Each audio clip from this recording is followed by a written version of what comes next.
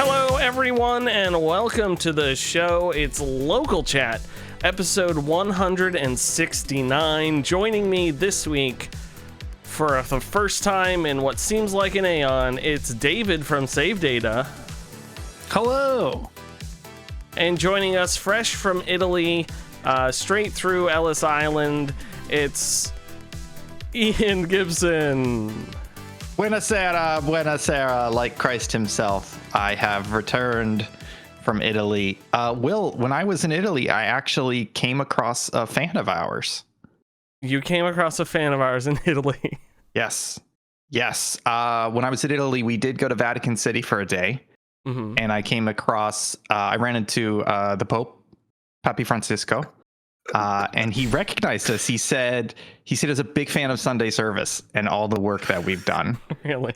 And I think he said his English was a little rough, but he said, "Como se dice tu una cardinale?" And I said, "Si, capisco, Francisco. I am a cardinal." So I've become Catholic now. Okay. I got this at the Vatican City gift shop. Hosting Sunday service? Oh, you were just a different type of Christian. Okay, never mind. I answered my own question.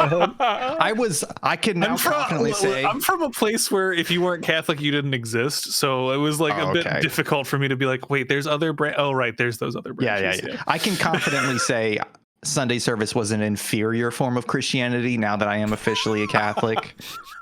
But yeah, I got this. It's very Catholic of you. Yeah. Got this at the Vatican gift store. You know, got a new frock, got to pick out my first altar boy. It was a great trip. It was fantastic. I'm glad you made the joke before I did, because when you finished, I was going to ask, don't let us finish. What police officer I could report you to. But yeah, it was a great trip. Maggie and I were talking about how there are, like, you guys feel like there are different types of vacations. You know what I mean? Yeah. This was a very busy vacation because basically we did a couple days in Rome, a couple days in Florence, and then we did a day trip to Venice. And every single day we had a bunch of stuff to see, a bunch of stuff to do. And we estimated we walked between 6 to 10 miles per day every single day for a week. Like, it was just, it was a lot. But that being said, you know, it feels like we only saw a fraction of Italy and what it had to offer. And it was a great experience, great food, of course, great sights.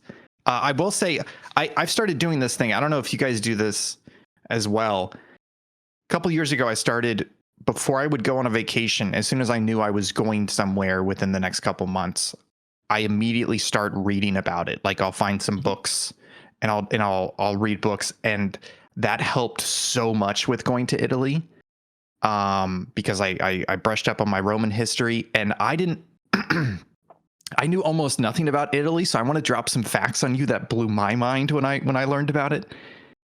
Italy was not a country until like 1861, which was wild to me. And the craziest part of that was Italian was not a language until the late 1800s. So Jeez. Before that, the Venetians and the Florentine and the Romans, etc., they all had their own different dialects. There were some similarities, but they were different dialects, and there would be language barriers. But it wasn't until after they became a state that they were like, yo, let's try and like mesh these languages together. And so that's why part of the reason why Italy still has some problems even in modern day is because they have different mentalities across that country, and they have different ways of running things, and it's some language barriers that still exist and cultural barriers. And that's something I knew absolutely nothing about, but because I read about it and then I went there, I was able to see like, oh yeah, there's differences here. Like all the plazas in Rome are called piazzas.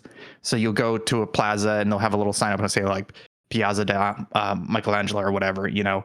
And then you go to Venice and all their plazas are called Campo.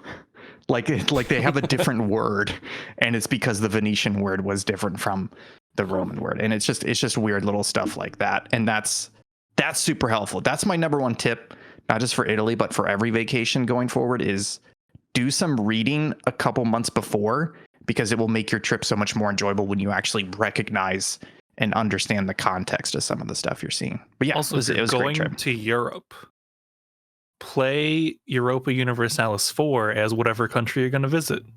Because I knew that Italy wasn't a country yet until like at least 18 something, because I played Italy in that game, and they're like, yeah, you're a little Hell yeah, tiny baby country, state, whatever those are called. I don't know why that word is Baby gone from my brain right now. It's pretty sure. Yeah, baby country state.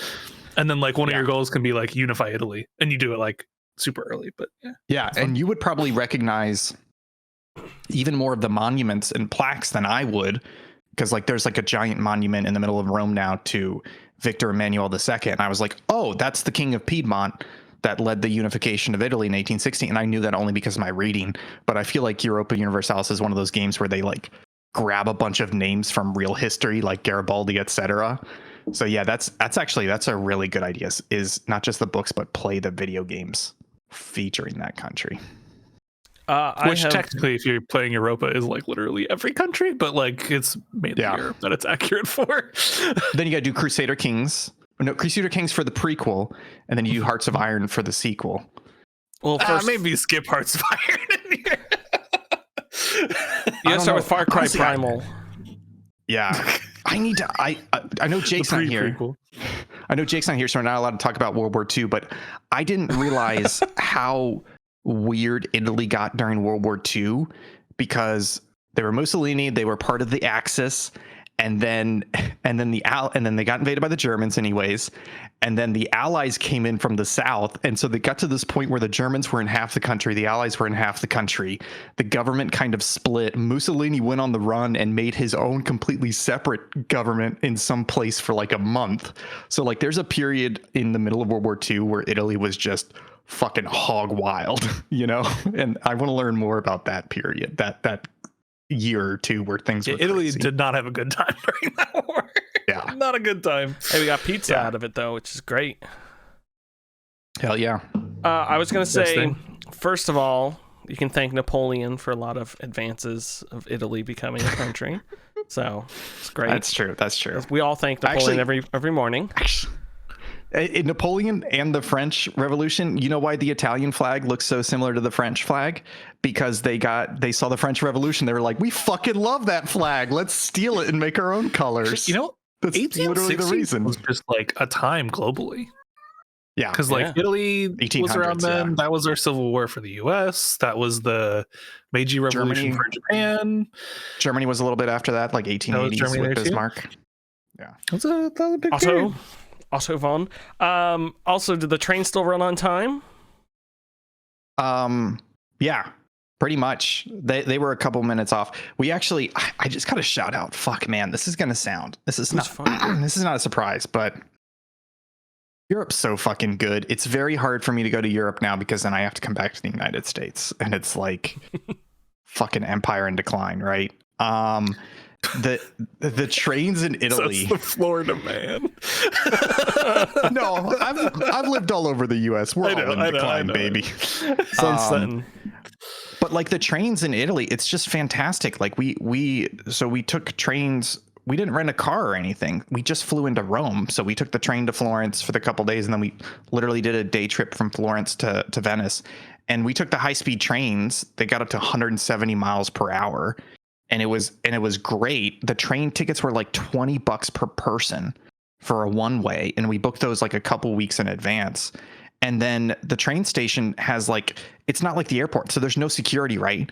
Like worst case, you just have to be like, here's my ticket, and they're like, okay, you can go stand near the trains, and then you just get on the train and they check your ticket at some point.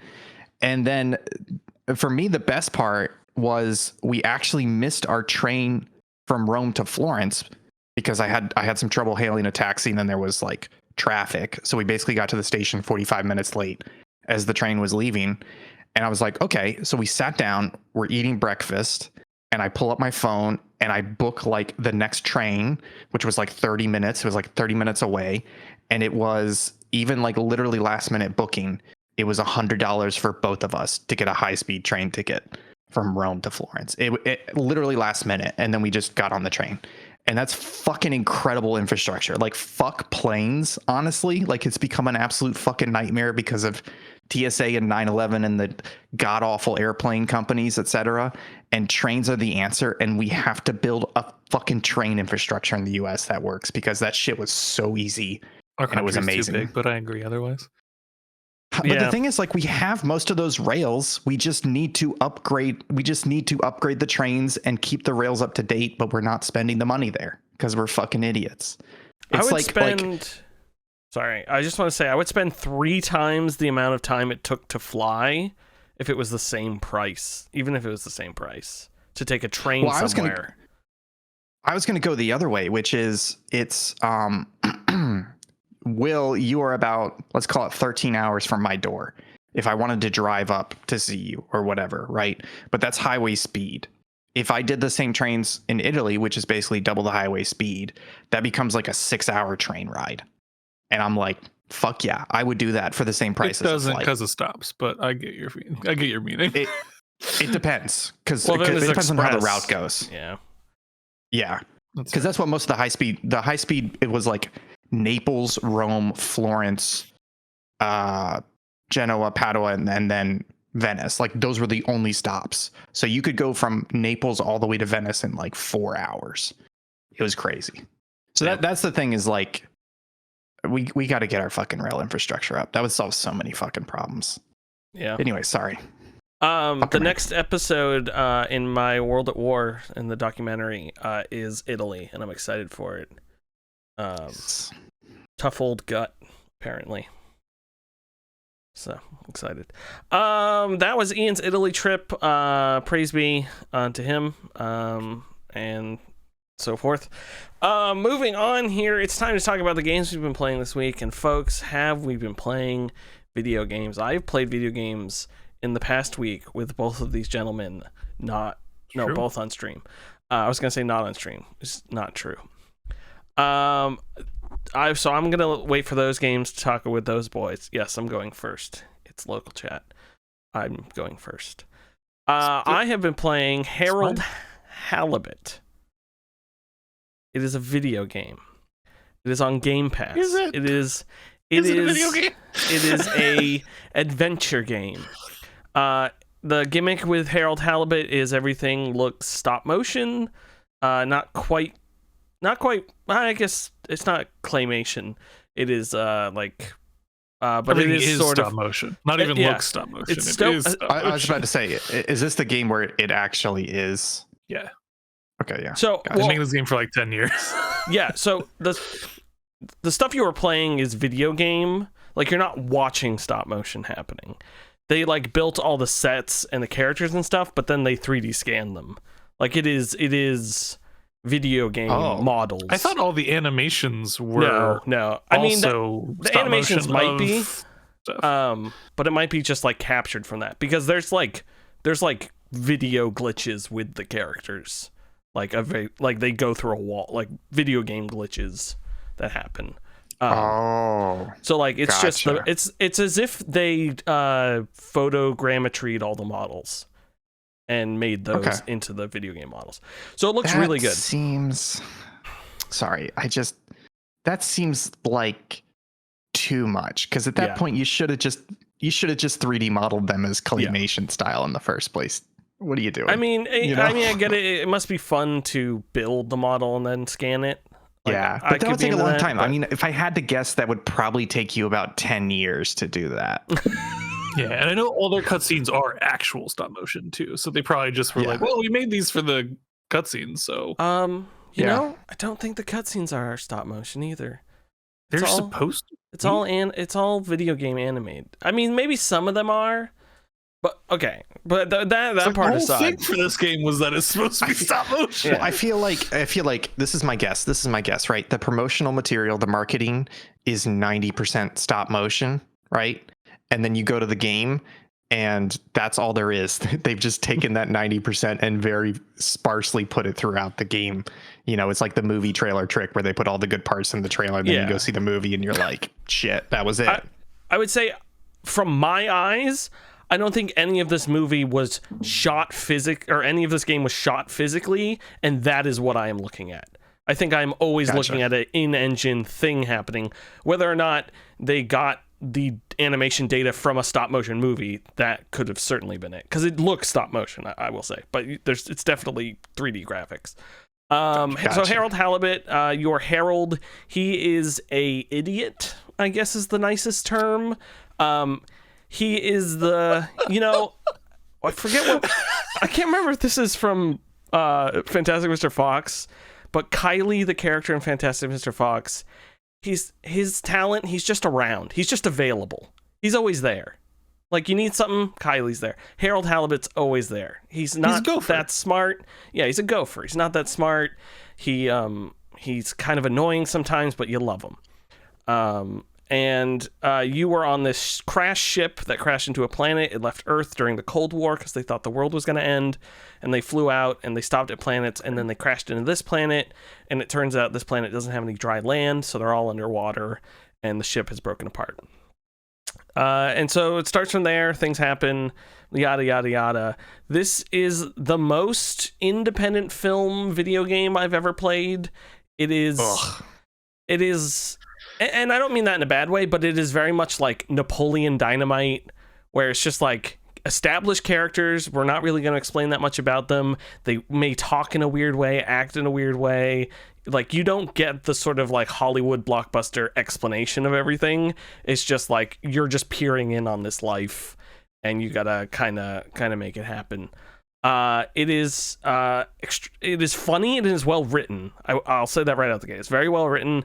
It's funny. It's got that sort of dry British humor about things. It's not quite full like Monty Python type humor, but it's got the like, oh well, that's not proper, or like this is just the way I have to do it, sort of thing. So you get it's very linear. You get missions on your little journal pad, and you get to go through them. This company, All Water, has taken over the ship.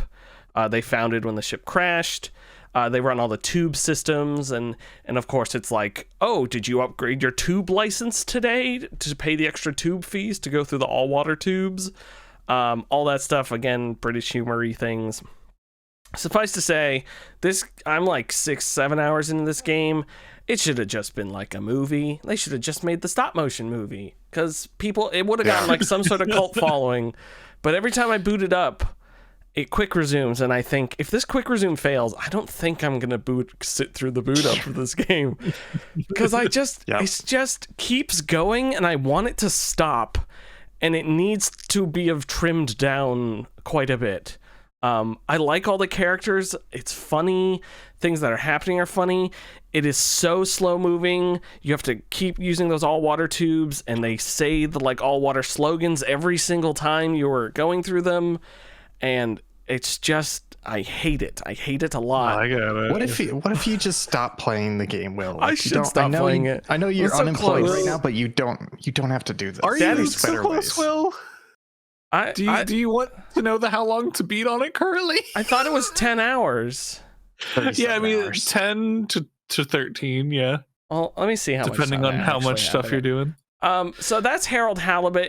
It's very pretty. I recommend playing a little bit of it because it is neat to see, but it's not great, folks. And I hate to be the one to say that, but it just simply isn't. And I'm sorry. It's a bummer. Yeah. It's a bummer when a game takes 10 years to make, and like that's what comes out. I have 8 hours and 13 minutes in this game. Somebody should have stopped them. Somebody should have been like, hey, maybe not finish this one. Yeah. So I supposedly have 2 hours left in this game. So maybe you don't have to. I could. You don't have to. Well, get some more achievements. Yeah, there's been some fun stuff. It's stupid. It's got heart, but give the heart to someone who needs it. They'd rather have it. Moving on. I lost my tab. Orcs Must Die 3. Karen and I started playing this. It's available on Game Pass. I used to play a lot of Orcs Must Die 2 with my roommate in college. We went to high school together, so we played in high school too. But my college roommate, we would play this all the time. Orcs Must Die 2 all the time. So I fired up Orcs Must Die 3. It is exactly how I remember Orcs Must Die 2, and it's great. And Karen and I are having a super fun time playing it. That is all I am here to report. It is a fantastic game to play with someone. It's pretty fun to play by yourself as well. But I would suggest getting a buddy. I liked 1 a lot. I didn't play 2. But 1 was very fun. Is it? Oh, I never played 1. Is it new or did it just come to Game Pass? I think it just came to Game Pass. I think it came out in 2021. Is this the one that came out? I believe this launched as a Stadia exclusive. Is that right? Oh, is you that know true? What? Good on them for getting that money and then going to other platforms. Hell yeah. I should explain wanted to play one of these. For those who don't know, it is a tower defense, but you're like, it's 3D and you're placing traps on the ground and on the ceiling and on the walls. It's a third-person shooter mixed with a tower defense game, basically. Yeah. And you have all these powers, and they added a lot of new stuff in here. You have upgrade points for each of the abilities. Like Karen, so I had all the like barricades and slowing down stuff, and then Karen had these incredible lasers that she would offset with each other that would just like vaporize things. And then you kind of clean up the guys who can make it through. It's fun. It's just a great co-op game. There's nothing to write home about, but it's good. Highly recommend it. And then finally, I have been playing 2005's hit game, Gran Turismo 4 for the PlayStation 2. I fired that up. I bought it off eBay for $14. I put it in my PS2, and it took a while to load, and then I played a hell of a lot of Gran Turismo 4. I have finished my B license, which crashed the console multiple times, and I have since changed from that PS2 to my slim PS2, which loads the game in a fraction of the time. So I think something's wrong with the disk drive on that PS2. So now I'm like halfway through my A license. I bought a Trueno AE86. I've been driving that around.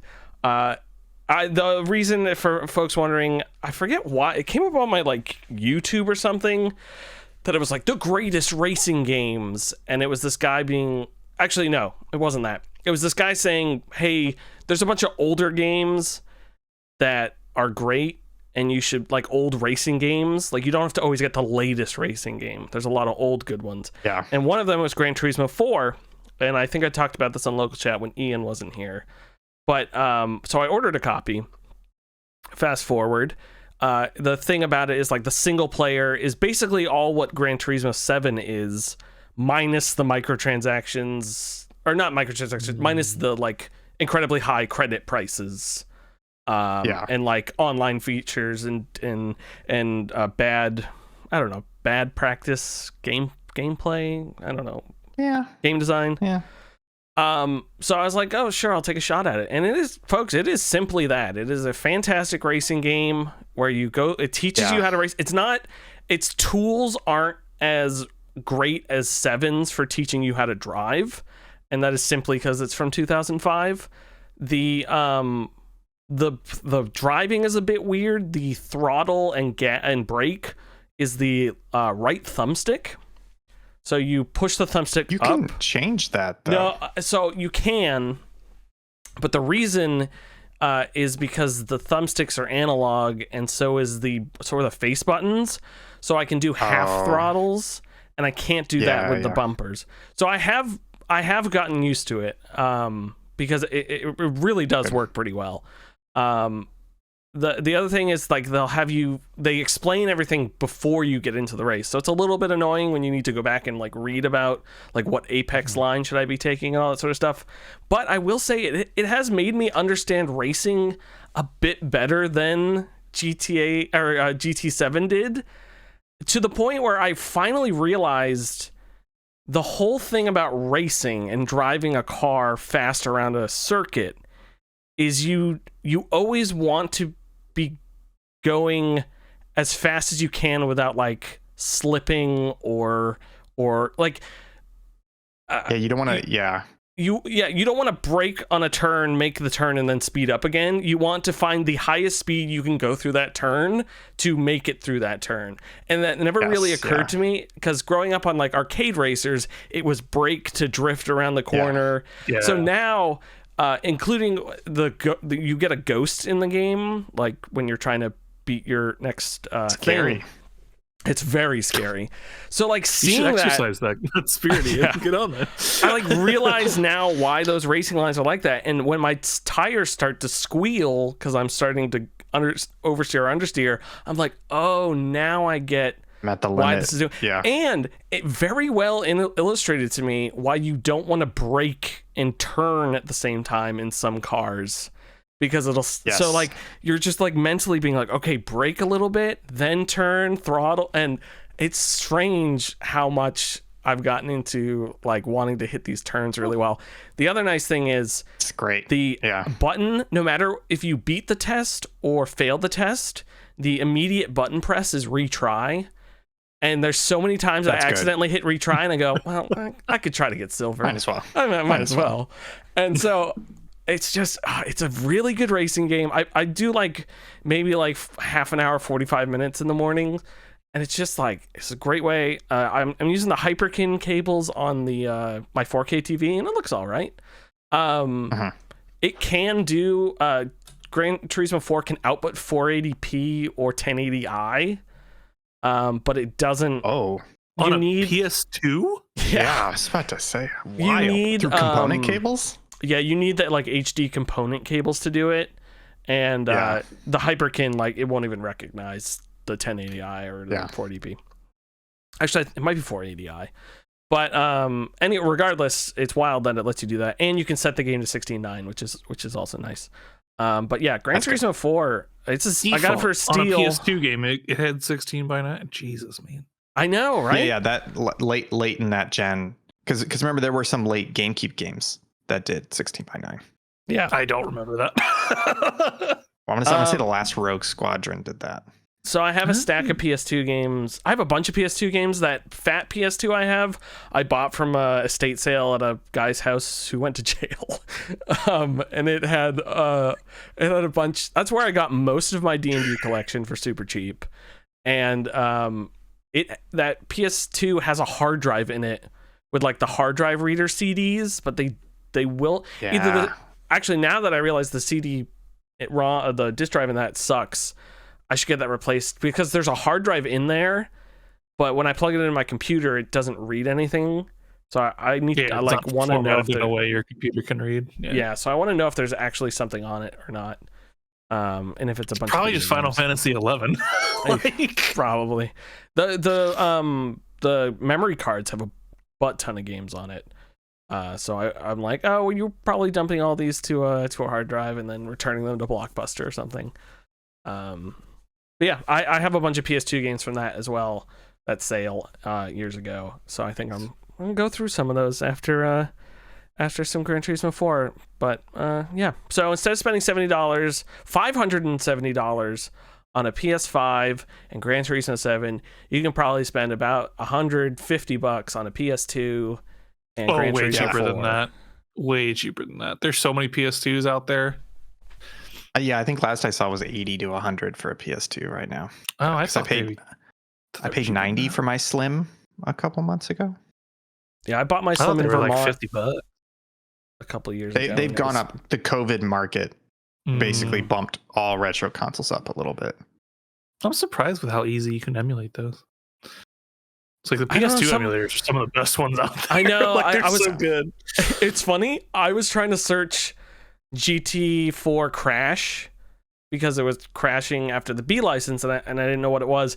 And I got the emulated version of the game crashes there as well, so I could not get any answers on the like actual GT. And even like modern controls and all this, everything was like, oh, and the emulator set it to this. And I'm like, no, I'm not using an emulator. I'm using a PS2. That's one of the bad things about the Gran Turismo 3 and 4 is that they are on the, like, you can have something that emulates PS2 well, but GT3, GT4 are one of those games that's just like, this is probably going to be too much. You need to bump up to the next level of hardware. Like you can emulate 99% of games. Gran Turismo is going to give you problems. Yeah. So I'm enjoying that. It makes me want to go back in when Stu recommended that Racing Lagoon game, play some more of that. Racing in that was good. Well, I realized after the fact that I hadn't turned analog on, so I was using the D-pad racing in that, and it was not fun. So I think you can turn the sticks on. And I also maybe have started watching Initial D again. I'm gonna. I never watched that, and I should. You should. Yeah, it's on my list. I have a copy. I'll send you the Blu-rays sometime. And Sure. Thanks. Yeah, you're welcome. It's my duty. So I'm gonna get into Formula One now, real big. I'm gonna be Formula One, bro. Go. I'm trying to think of how to get you. I think you need one more step. You need to go up one more level of game to get a little bit more of the racemanship element of it, and then you'll be ready for Formula One. What's the guys for Verstappen?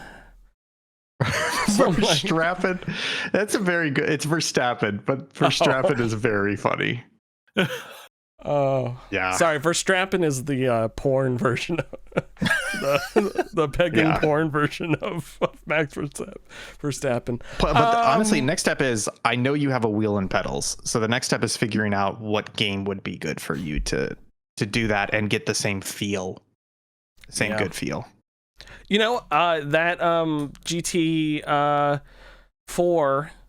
First of all, you mentioned changing the controls. The controls, you can change everything about the controls, but also listed under controllers is every single type of PlayStation 2 controller and every PlayStation wheel controller. And I know it won't work, but I was wondering if my modern wheel but would your modern work. wheel should work at least with the PS4, and you should just get Gran Turismo Sport, and that will let you do the wheel on the PS4. But I mean, at this point, that's the way to go. I might as well just play Gran Turismo 7 with the wheel. Can you do your wheel with the PS5? Yeah, I bought the PS5 one. Oh, then yeah. So Is the new Forza Motorsport out yet? Yeah, that came out last year. You've Game but Pass. Gran Turismo it is better than sucks Forza. dick. It sucks. I'm It's not a really racing bad. guy. I was just like, it's on Game Pass, so like it's free. It's Forza's okay. It's a pretty good Gran Turismo copy. It's not as good as Gran Turismo, but the one that came out recently, it fucking sucks. They made so many bad decisions in it. It's just bad. It's bad. Zach popped in the chat just for Formula One. Go away. My Zach, not yours, Beautiful. Zach. I knew when you said Formula One, I knew which one it was. yeah, the cool one in this scenario. Ian Gibson, you went on a whirlwind trip to Italy. You have become a cat man of the faith, man of the cloth. You're touching cloth. And I want you Touching more than cloth, you know what I'm saying? Okay, I'm just gonna cut. I'll just talk. I think you want me to talk about the games I've played, but I can't tell, so I'm gonna do it anyways. Okay. Shout out to my travel game, which is Mario Golf Advance Tour. I talked about this previously. I've got one of them little Chinese knockoff handheld consoles that emulates a shitload of stuff for $30 and is fantastic. And I played Mario Golf for the Game Boy Color, which was very good. But then I realized that one there's was Mario so good, and you could transfer the characters to the N64 one. It was so good. Yes. But here's the thing. Yeah, you could do it for the I Mario realized- Tennis one too. They're both fantastic. Yeah. I realized there's Mario Golf Advance Tour, which I believe is the same company and everything. And I looked at it and I started playing it. It's the same as Mario Golf for the Game Boy Color, like to the point where it's like 99% the same, and everything that's different is better and additional stuff and looks better and feels better. So it's one of those things where if you've never played Mario Golf Advance Tour, but you liked Mario Golf on the Game Boy Color, you got to play Advance Tour. It was great. I just kept playing rounds. It's like I got 40 minutes. Let me pull this out and just play 18 holes real quick. And it's the thing that I love about it is that it's a majority. Fucking video games nowadays are too fucking complicated, right? Especially sports games. Because they're like, look, it's 2024. You got to have your truck stick. We've got to have a shitload of dynamic announcements. We got to have all these cinematic cutscenes in between every play. We got to show your. I'm like, no, fuck you. Just let me play the fucking sport, right? And that's what's great about these older sports games is they're like, yeah, look, it's a 2-button press or a 3-button press golf game, whatever you want to do. You know, you got your putting, you got your different wedges. You can choose on the ball where you want to hit if you want to get that level of complicated. There's wind, there's roll, there's weird types of fairway. That's it. Boom, have fun. You're like, fuck yeah, that's all I need. I don't need you to constantly interrupt me with cutscenes and weird controls and weird mechanics. Like, fuck that. Just let me play. Mm-hmm. Bless you, Father. Emotional. Yeah, so shout out to that game. It's fantastic. I've also been playing as a Catholic, I am now mandatory pro-life. So I've been playing a little game called No Plan B. No Plan B. Jesus. I did not. This is an accident. Not with Plan B. But no Plan B. So I'm pregnant now. Oh no! Basically, what happened was I got back from the trip and I was like, I'm ready to play some fucking like PC games and shit. And then this immediately popped up on my Twitter, and it's called No Plan B. It's similar to, if you guys are familiar with Door Kickers or Frozen Synapse, which are basically like top down. You control a SWAT team, and it's not quite turn based, but basically you're planning out all their actions ahead of time, and then you hit play and you see how it plays out. You don't know where the enemy is, but you have a floor plan. So yeah, just shout out to that game. It's pretty cool. I'm having fun with it. It's cool because it's got like a cartoony style. So it's top down, but then you can flip the camera and rotate it and look at it 3D as well. The controls are a little bit wonky. It takes a little bit to get used to it, but it's scratching that itch. I never played Door Kickers, but I love Frozen Synapse 1 and 2. But it's definitely scratching that itch of like, I'm gonna set up the perfect tactical plan for my little 3-person team to clear this house, and then I hit the play button and there's a fucking guy behind the door, and I'm like, shit, I didn't check that angle, you know, and he shoots you in the back, and you're like, fuck. But it's a really cool little indie game. I've also been playing Arma Reforger. David, have you heard about Arma Reforger? I've heard of Arma. I've not heard of Arma Reforger. So Arma Reforger is weird because Arma 3, which I believe recently turned 10 years old, Congratulations. is hey, happy birthday, is like the darling of the Milsim community. Mm-hmm. And it's crazy because that game is still very popular. It has a whole lot of mods. It has a whole lot of DLC. A lot of people still play it. And it's only within the last couple of years that it's been getting long in the tooth in terms of graphics and what you're capable of doing within it. And so people have been like, when's Arma 4? When's Arma 4? So a year ago, Bohemia Interactive, the studio behind Arma, said, hey, we're not ready for Arma 4 yet, but we do have the engine ready. And we have enough of it working that we can release what we're calling Arma Reforger, which is a way to put this engine in front of the community and let you guys start playing it and help us fine tune it, but also have all these modders that are all throughout the community start working on this as well and creating mods for what will eventually be Arma 4. So it's not quite early access, but it's also like this. It's this really cool thing where they're like, we're ready to start making the content for this game. Like the base of the game is ready. We're ready to start making the content. We're going to go ahead and release it to the public so they can make content at the same fucking time as us. And it's really cool. And the key thing is Arma. You ever played Arma, David? No, I've seen videos, but I've never actually played it myself. I don't think you have to play the old ones because what they did really well is Milsim. What they did absolutely fucking terrible is controls.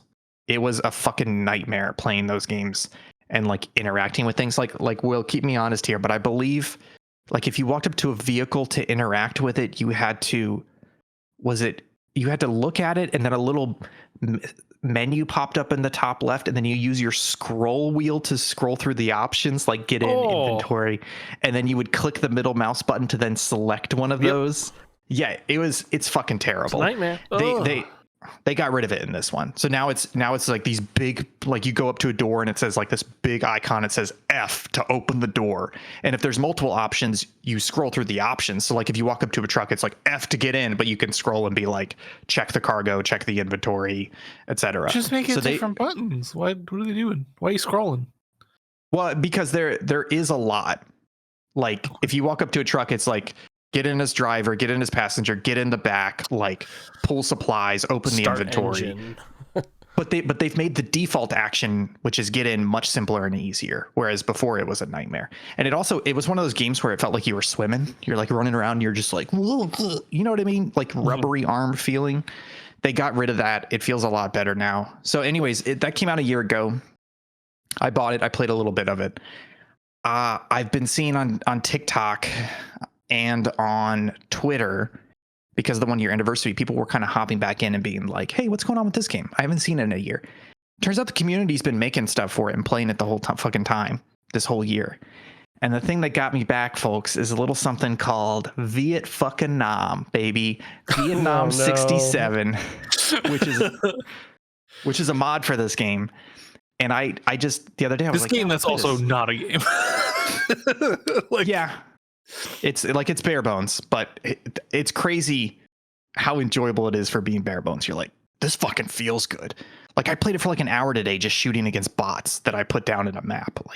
Anyways, so I hopped on, and there's multiple fucking servers running this Vietnam mod, and the servers have 128 people in them, like real people. And I'm like, there's people fucking playing this game. So I hop into one of them, and like, I wasn't really sure what's going on, but basically it's a big map, and it's kind of like Battlefield, where you basically have these points, these radio towers that you're trying to capture.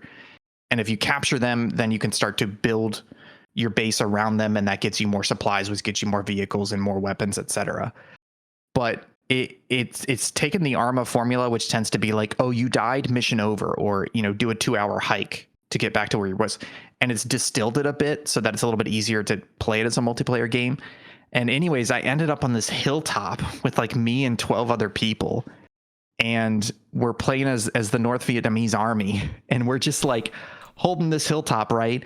And then we start hearing gunfire to the east, and we're like, what's going on over there, guys? And then we start seeing Huey helicopters start coming in and landing over there and then taking off, and we're like, what the fuck's going on over there, guys? And everybody's like, you see anything? And then we start seeing Cobra gunships, and they're in the distance, but then they peek up, and they're in the distance, and then all of a sudden fucking like rockets are landing on us, and it's like very concussive, and your screen's shaking. You're just like, Jesus Christ. And we're just like, what's going on, guys? And all of a sudden there's fucking GIs like coming up the hill like 200 meters away taking pot shots at you, and you're just like, fucking shit, man, they're here. And you're just like, and you're trying to like, every time the fucking Cobras come over, you're going for cover, and then you peek your head out of cover, and the fucking GIs are taking pot shots at you. And then the game is beautiful now because they've greatly increased the graphics. And so as we're fighting off these guys, and at one point, like this Cobra gunship, fucking Americans, right? They're like, oh, stupid Vietnamese, I'm gonna fly real over this base, and I emptied a magazine in the front of this helicopter, and it crashed in the base because I shot it down because it got way too close. I was like, fuck you, buddy. Anyways, so it's the sun starts to set, and I was like, oh fuck, there's like, they actually have like good dynamic day night, like, yeah. And so it starts to fucking set, and over the course of 10 minutes, it goes from like daytime to dusk to like pitch fucking black on this hill, right? And the only lights there's like little lanterns that are placed in the tents that you can go and turn on and off, and there's like a generator being like, and it has like a spotlight on it. And the whole fucking time, like, I can hear the firefights, right? I can see the tracers. They're getting fucking close before the fucking GIs are inside the fucking wire. And like, I think they had like an illumination flare at some point, because I like looked at it, and I can like see on the other side of the trees this illumination flare coming down, and it's lighting things, and I'm seeing fucking shadows, and I'm shooting at any fucking thing that's moving. I'm like, this is fucking incredible. It's so fucking good. It feels like I can't fucking wait for them to like continue to add content and fully deliver. Zach, we have to play this fucking game.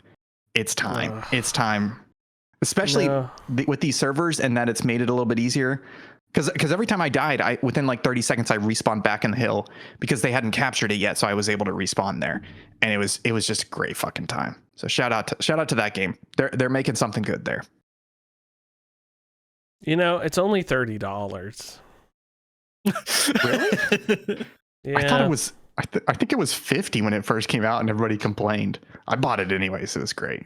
There's the Deluxe edition for 40. Play that one. What does the Deluxe have? It's not a full game yet. I don't know, but it just weird. says Deluxe. Okay. I think it's pretty great. Anyways. Oh, weird. It's just in Will's cart right now, and no, it's downloading now. I'm downloading it. Yeah. Oh. And then we've been playing. We've also been playing Planet Crafter. We're running long. What if we just say Planet Crafter is a Mars-like survival game? You're trying to terraform the planet we've been having a lot of fun. Go check out the stream if you want to see more of it. It's just kind of a straightforward survival game. It's got a nice terraforming sci-fi aspect to it. It's not a perfect survival game. It does have some flaws, but there's just something about it that just makes us play it for 3 hours in a row on a stream.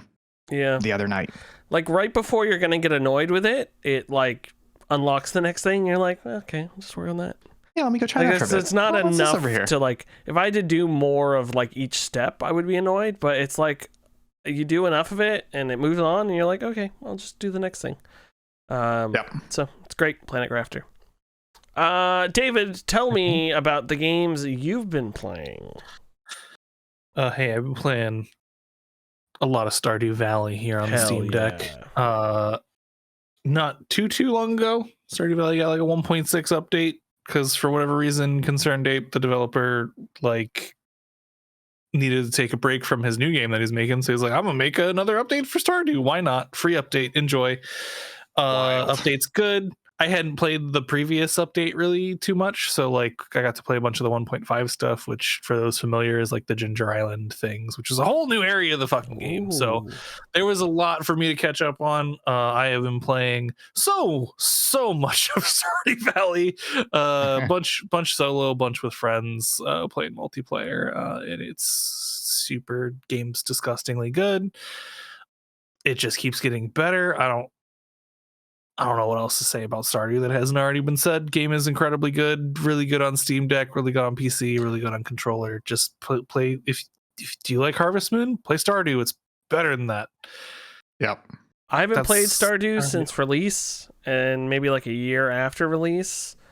And I downloaded it on my Steam Deck, and I keep thinking about starting over. It's so And good. fun fact about me for the wiki, I am in the last year. I was in the top 0.1% of listeners on Spotify to Stardew Valley soundtrack. Oh. Music's also good. It's everyone got who good got- music. For the Spotify rap, they got like a video from their top artist, and I got a video from Concerned Ape. And just being like with like a shitty gamer mic, just being like, "Hey, everybody, thanks for supporting." And I'm just like, "This is great music, buddy." Anyways, continue. It's so good. Solo dev who just absolutely shot up, like popped off and made one of the best cozy games literally ever. I don't know Cozy. that there will be another one that surpasses it anytime in the near future for me, but fucking love Stardew, and it just is so good. After that, well, in addition to that, not after, I've been doing both. Finished the Fallout TV show, which then led me to playing some Fallout games like most of the other gamers out there. So I went back to Fallout New Vegas, installed a ton of mods, probably spent a couple hours figuring out which mods I wanted to install. Got it working, got it running. Play New Vegas. New Vegas, good, but not as good as I remembered. Is kind of where I'm at. How dare you? Is that not as good I remember it contextually at the time, being- or not as good because it's old now? Yes. Okay. Just both. Because like Fallout New Vegas has such a good like cold open, like the opening cutscene of Mhm. like getting shot and then getting brought back by a doctor and I don't know what's going on. It's so cool, and then there's nothing. Like it kind of just leads you into, hey, Good Springs is whatever. The next couple towns are very whatever. It's not really until you get to Novak, I think, that it kind of starts to really pop off, in my opinion, of like, oh, you meet Boone, it's got the big old dinosaur. You finally realize that, like, hey, the places in the Fallout worlds are named after sometimes silly things, like Novak's named after the remains of a hotel sign whose no vacancy. Like everything except Novak and no vacancy fell off, and like stuff like that really builds out the world. So like really up until that point, I think Fallout New Vegas kind of is not that great. And then you get there and it's like, okay, now it's starting to pop off. Right near Novak's also the power plant, or the solar power plant that has a bunch of fun stuff. You got the ghouls trying to go to the space basically. Oh yeah. And like, but all that's all around this one small place before you get to the strips, and like everything leading up to there I thought was like just mostly boring with a couple sprinklings of funny bits. Like the off-brand Bonnie and Clyde in Prim was funny, but then like everything else in Prim's kind of whatever. And ditto for a bunch of other towns. So like I was like, oh, it's kind of rough. And then I got to Novak, and I'm like, okay, now I remember why I like this game. I reached Novak. It's fun again. And then you get to the Strip and everything. There's so much to do in the Strip, like just so many things. So I'm having a good time with it still. It's very fun. I'm having a great time. Mods are great. Highly recommend using mods for so many reasons. Highly recommend just making your carrying capacity a crazy amount, because carrying in New Vegas is stupid. They give you way too many things for how much weight you can carry. Just utter absurd amount of items. I'm just like, why is everything so heavy? I mean, I understand why everything's so heavy. It's because these things are actually heavy, but like, how dare they make my character a god? I don't know. I just upped my carrying capacity to like 1,000 and everything's fine now. Because I want to use all the cool fun weapons, and you can't even carry all the cool fun weapons that they give you, and there's so many of them. I wish I could have done that on the Xbox version. That would have been nice. Oh yeah, PC. Yeah, PC's where is that? But it's fun.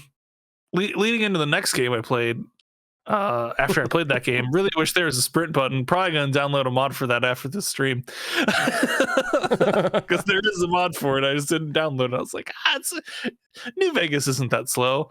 And then Will and I played Fallout 76 for an hour or so on stream over the weekend, and hey, not having a sprint button is really fucking slow. Yeah. Maybe the most important thing that they changed in 76 compared to New Vegas is just adding a sprint. And 76, not a good multiplayer experience. Nope. Wasn't good.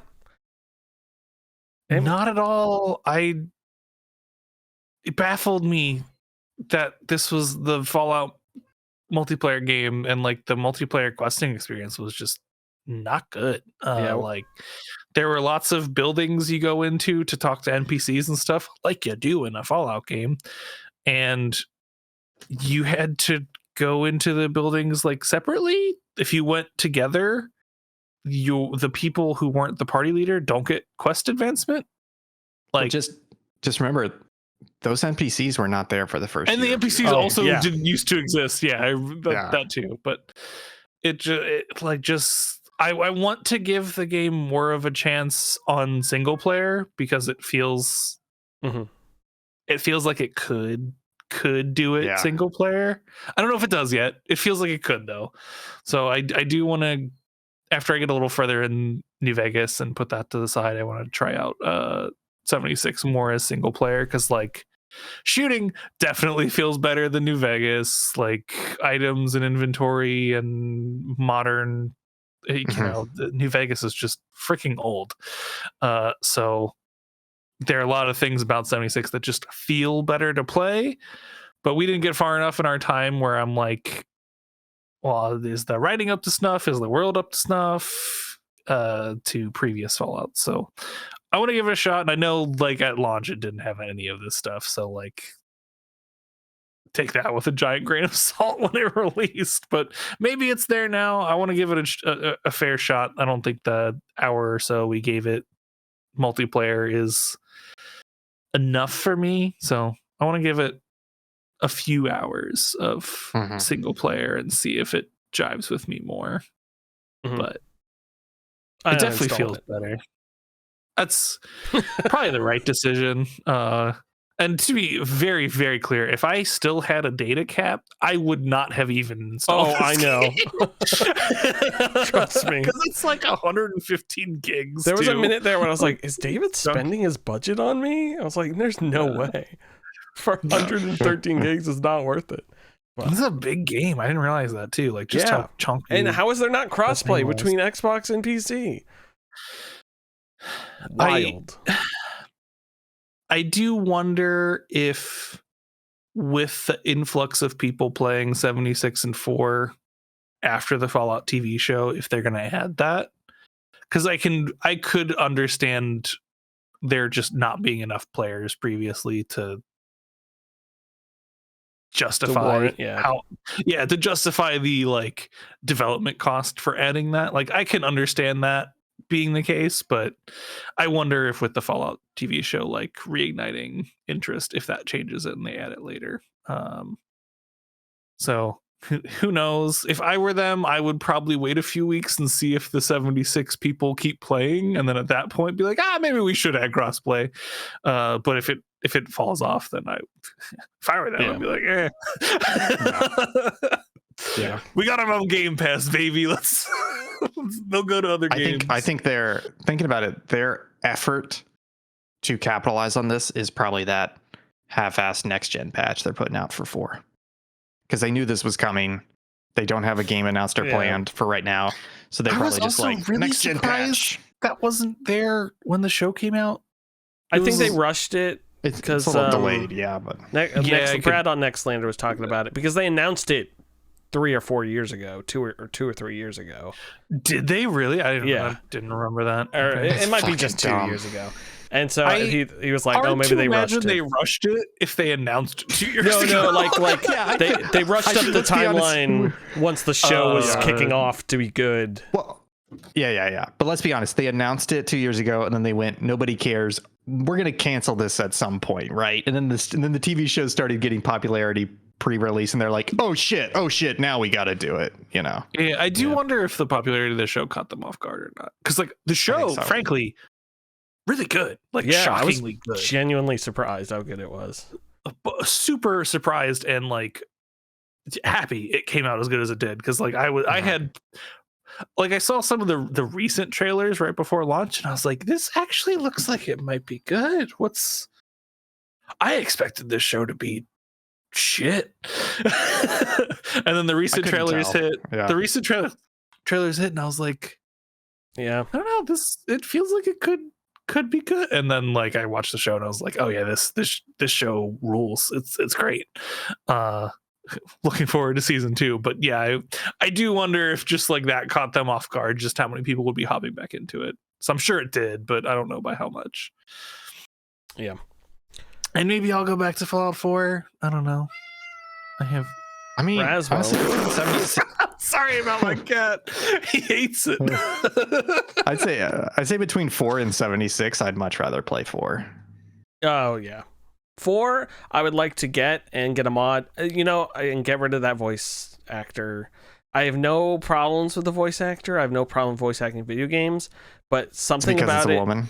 No, but something about in Fallout and how long it takes to go through those conversations because of it.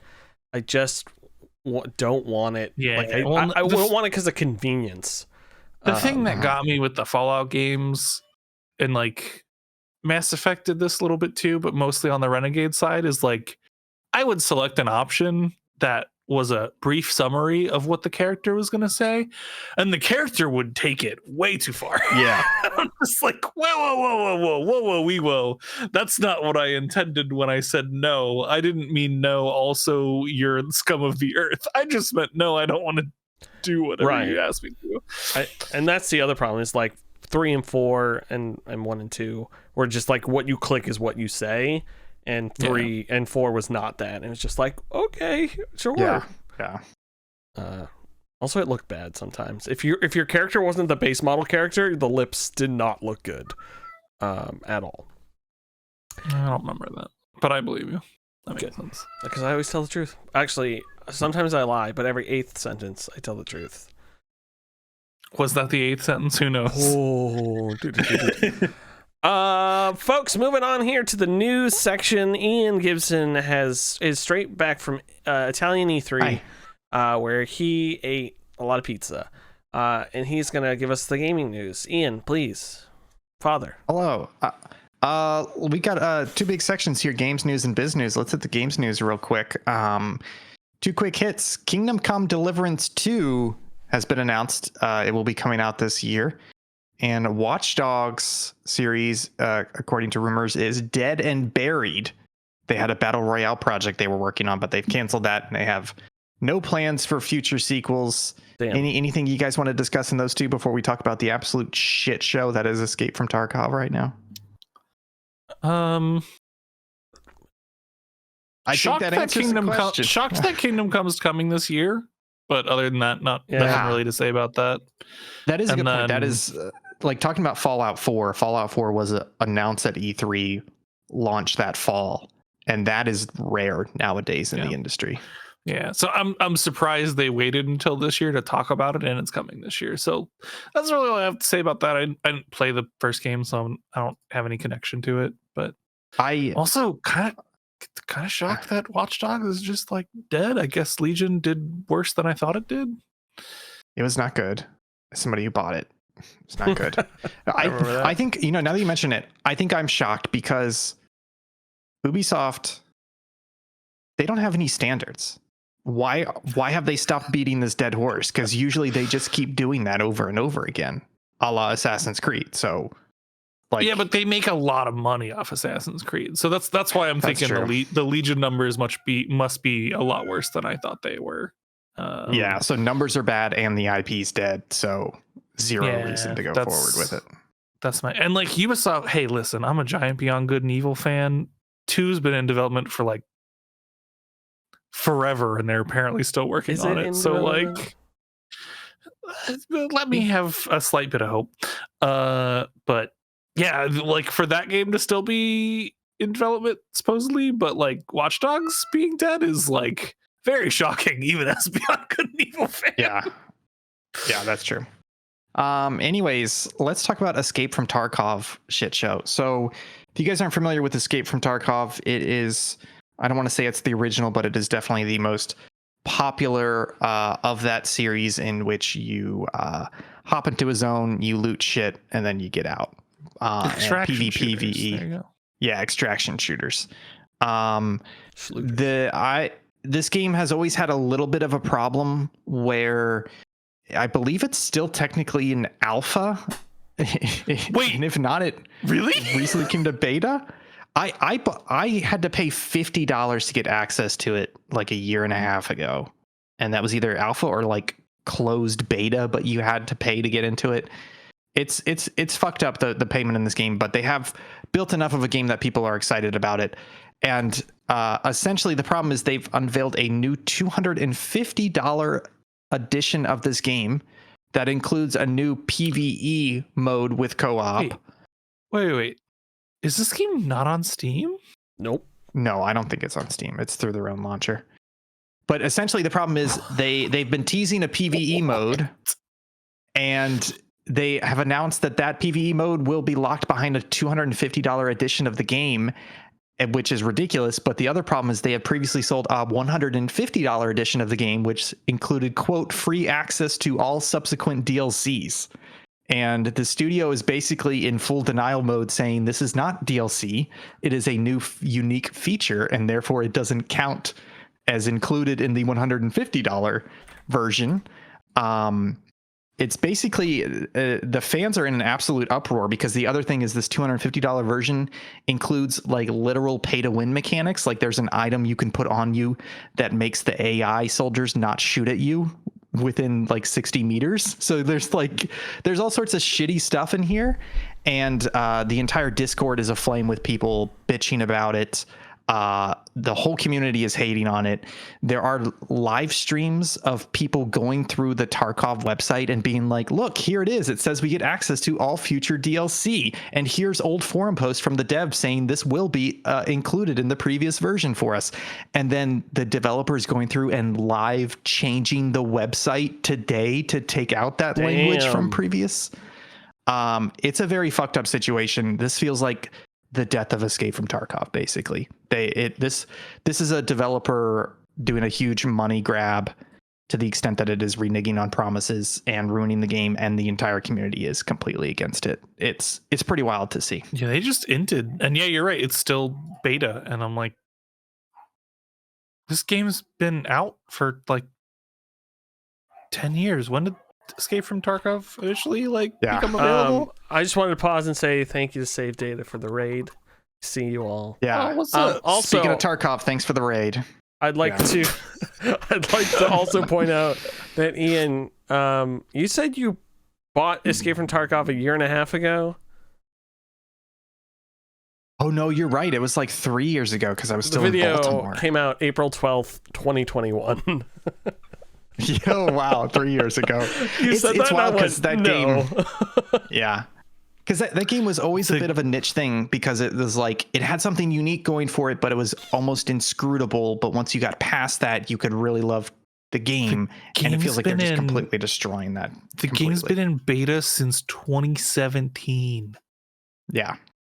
The game's been out for. And how long has Star 7 Citizen years. been in beta?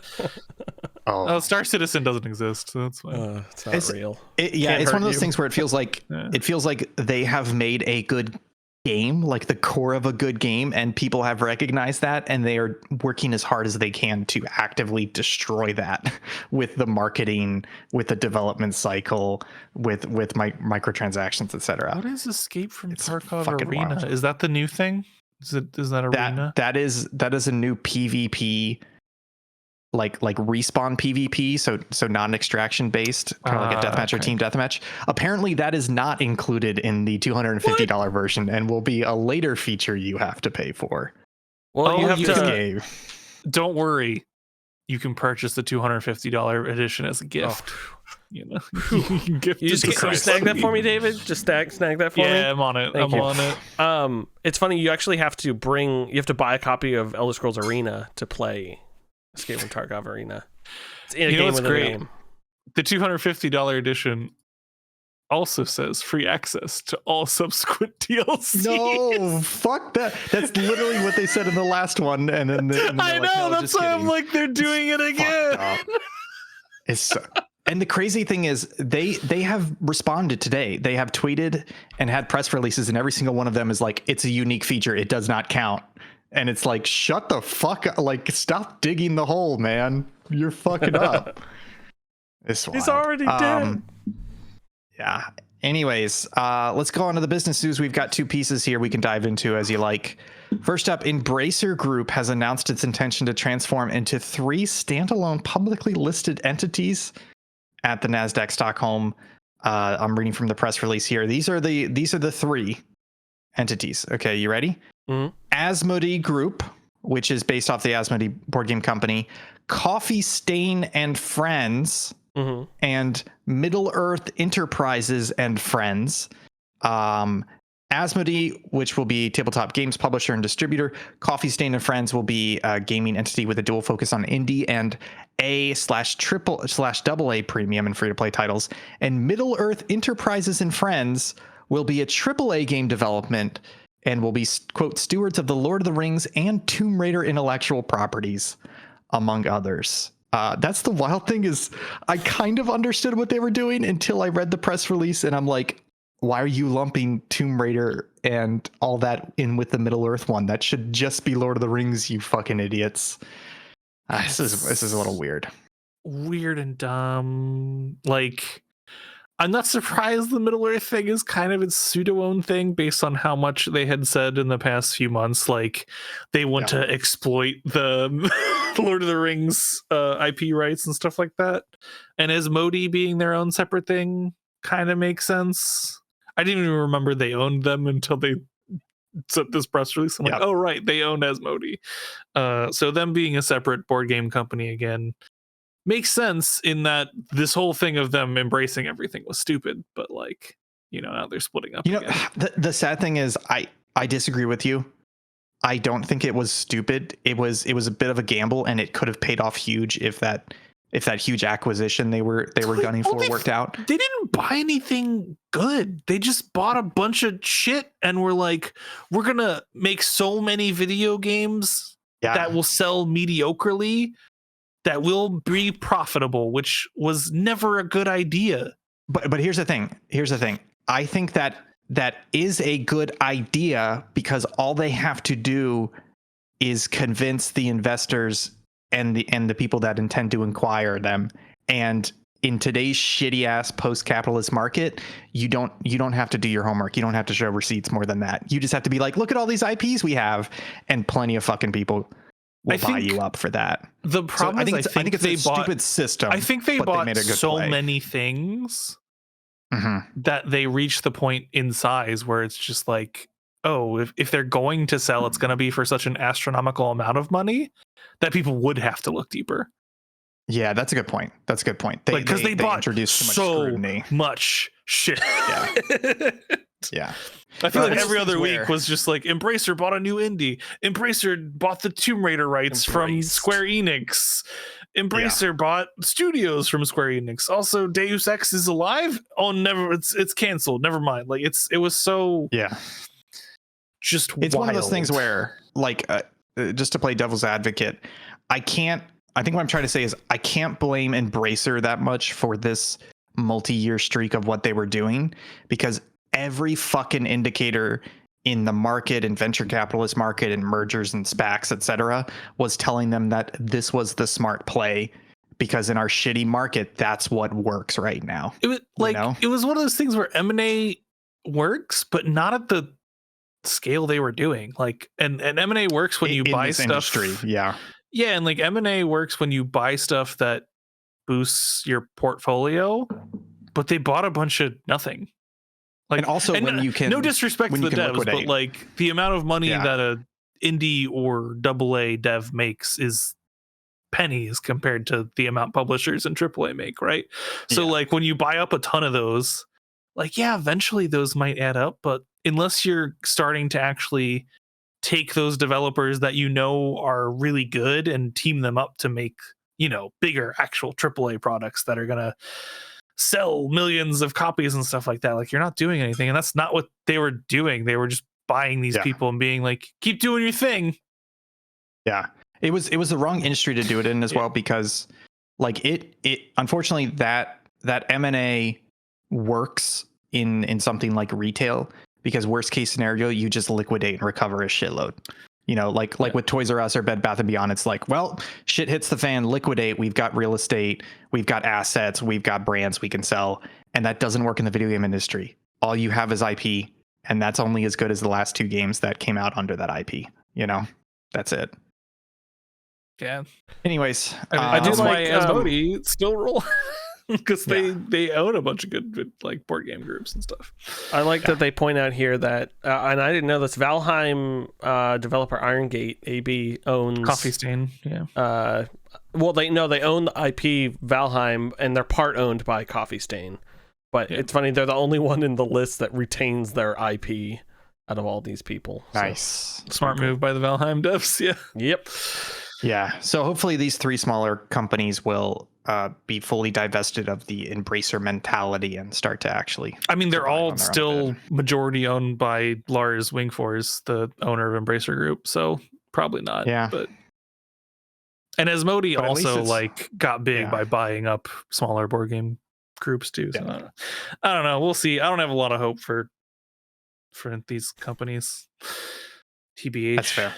And the new Tales of the Ah. Shire Middle Earth thing looks bad.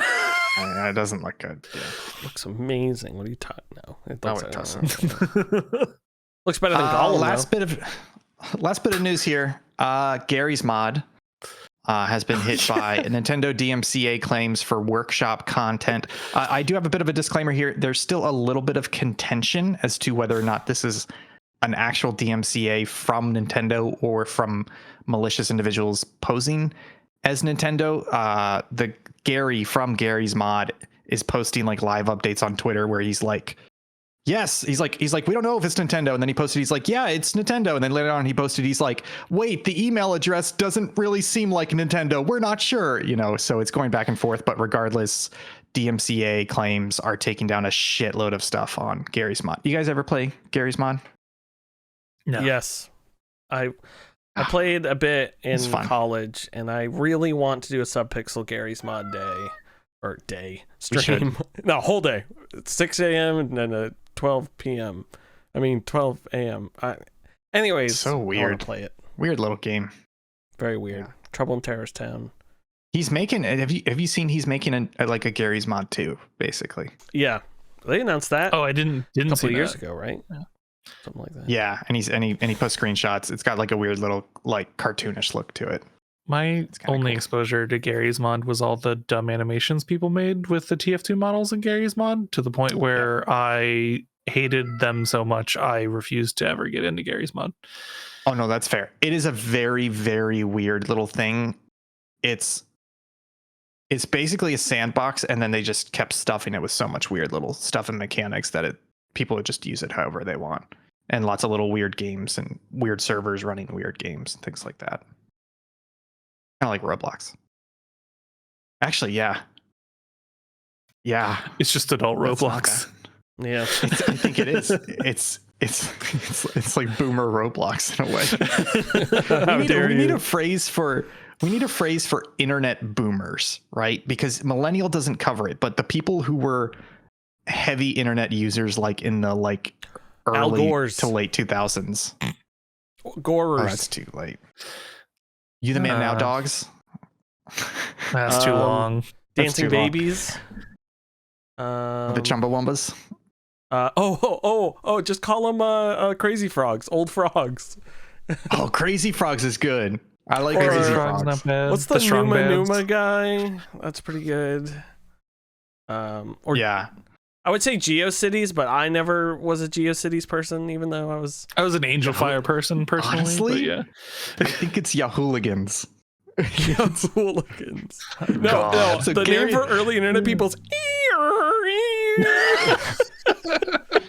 Yeah, so Gary's Mod is basically just Roblox for Yahooligans, is what it is.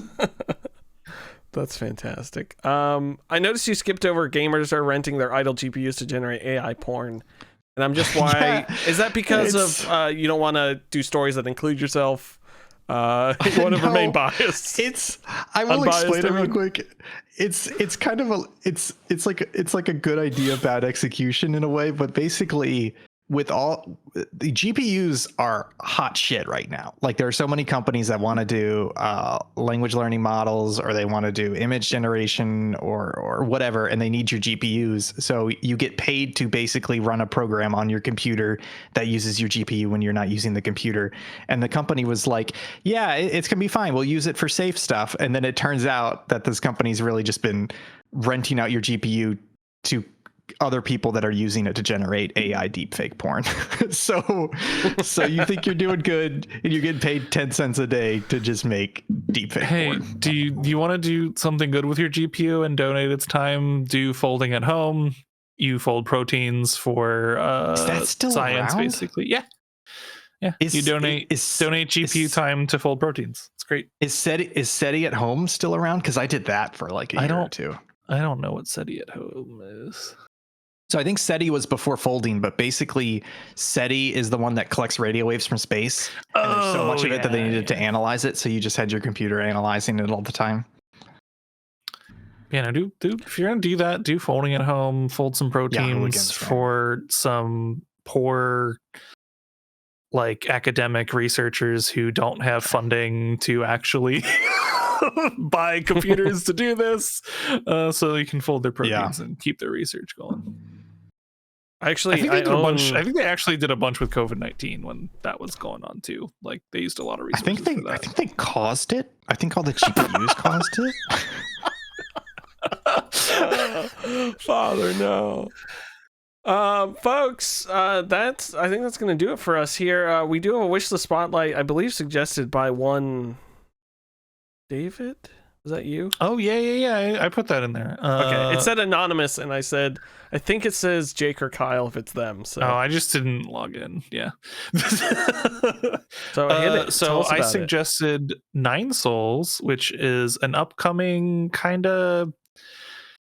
I don't know if it's Metroidvania, but kind of 2D Dark Soulsy Metroidvania looking thing from Red Candle Games, who you may recognize. They are the Taiwanese developer that keeps getting taken down by the People's Republic of China for different stuff. What was it called? The Chinese room or something? Devotion and Red Candle and some of the their bear, other the stuff. Pooh Bear. Detention and Devotion. Yeah, they had some stuff making Winnie the fun Pooh, yeah. Xi Jinping. Yeah, but this game looks super cool. Looks like one of their highest production values yet. Like the 2D art is freaking beautiful.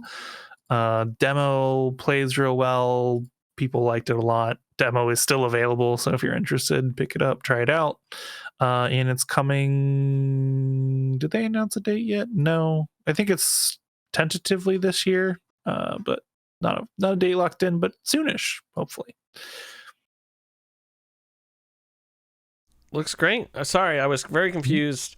I had one friend who had wishlisted this game, and it just said "silly girl kisser."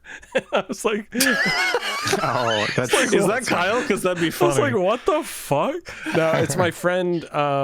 It's a guy I grew up with. A person I grew up with. Sorry, they've since transitioned, and this is a random story. But their nickname on Steam is their old name, and I keep. I've never changed it, and I keep meaning to be like, I should message them and see what's up with them because we were good friends, and so I can change and just be like, hey, I really need to change this nickname. Please tell me what you're going by now. But I haven't done it yet, so I'll do that eventually. Do it now, shoot him a I'll message him right after this. I'll broach it with 9 souls. It'll be exciting. Folks, that is going to be the podcast this week. David, thank you so much for being here. Let me hit the music. Folks, David is here. He has sacrificed his time where he could be enjoying life, and he's here instead. So thank you for doing that. I'm very excited. Yeah, you could be playing Fallout 76 right now. I'm very excited that you were able to come on because it's always good to hear from you. And there were no stories that you couldn't talk about this week. Ian Gibson, fresh from Italy. He loves Neapolitan ice cream and pineapple on his pizza. Thanks for being here. At Think Gibson is him on Twitter. At that guy. What is it? Mizuki. Just save data team. Yeah, just save data. I don't post anything on mine. Yeah, he doesn't post anything. Go check out this store at subpixelfilms.com. Check out our Discord, all that fun stuff. We'll be back tomorrow with a brand new episode, first episode of SBC. Check it out. But not tomorrow, Saturday. Bye.